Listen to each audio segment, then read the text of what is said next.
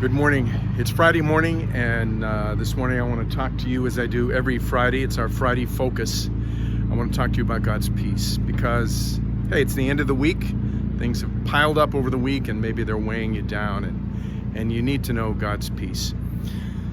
So before I talk to you about the peace from a verse I'm going to share with you, I need to tell you a story. It's kind of part two of the story that I told earlier about the trees that fell down during the windstorm in our backyard. When I woke up the next morning and saw these trees, these big trees in the backyard, the first thing I did was to call my insurance agent, thinking that, well, maybe the insurance company, that premium we pay every month will cover the removal of the debris, so I wouldn't have to do it. Well, it turns out it does not cover fallen trees unless they damage something. So I called Home Depot and I rented a chainsaw. Now, I know my way around chainsaws because I worked with chainsaws for several summers when I was younger. So, no problem. I rented the saw, brought it home, and I could not start the saw. I pulled and I pulled and I pulled. Now, one thing you need to know about me is that when machinery doesn't work, I don't troubleshoot it. My wife does that. I just get frustrated, and the machinery is to blame. The manufacturer is to blame. Home Depot is to blame, but I'm not. It's not my fault, except it usually is my fault, and that was the case here. I took the saw back, frustrated, put it on the counter, and I said, "This saw does not start." And the sales associate very politely showed me that there was a bar that protects my hand in using the saw. And if you click the bar forward, you forward until it clicks, then you can start it right up. It's a safety feature that's built into the saw. I didn't know that. I don't know every saw, and it's been a while since I used one, so that's my excuse. But it's really no excuse because it was my fault. I just got frustrated. And sometimes we get frustrated in our lives because of our circumstances, our relationships.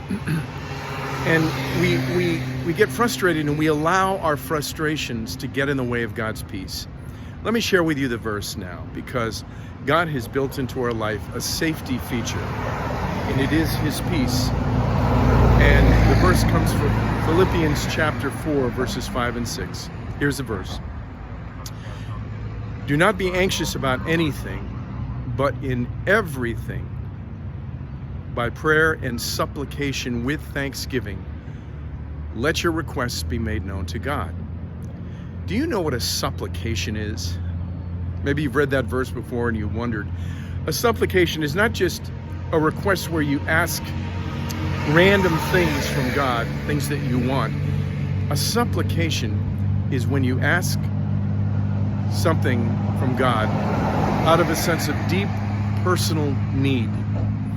So whatever the need is in your life, and if your need this morning is for God's peace in the midst of your circumstances, then God says, ask me.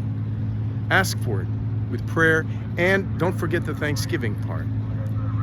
And here's the promise.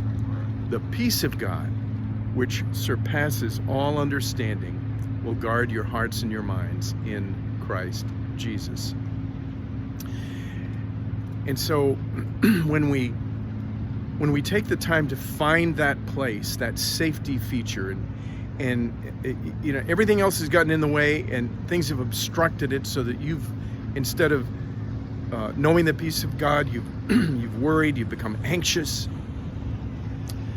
God provides a way out, and it's simple. It's simple. You may not think about it, but it's there for you. It's the peace of God, and it passes all understanding, because it's sometimes hard to believe that you can simply ask for something and trust God in the midst of impossible things that are going on in your life, and you will be at peace.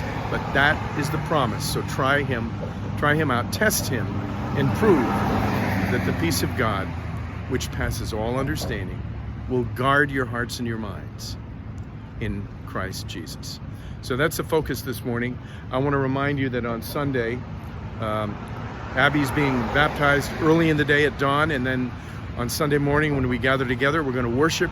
We're going to focus a little bit on baptism and the meaning of baptism, and Abby will tell you her story, her journey into faith, and so it's going to be just a great time of celebration. If you're able to stay after, bring a picnic lunch with you. Bring something to eat. We'll supply the beverages and chips, and we'll just have a good time of fellowship together. So God bless your Friday.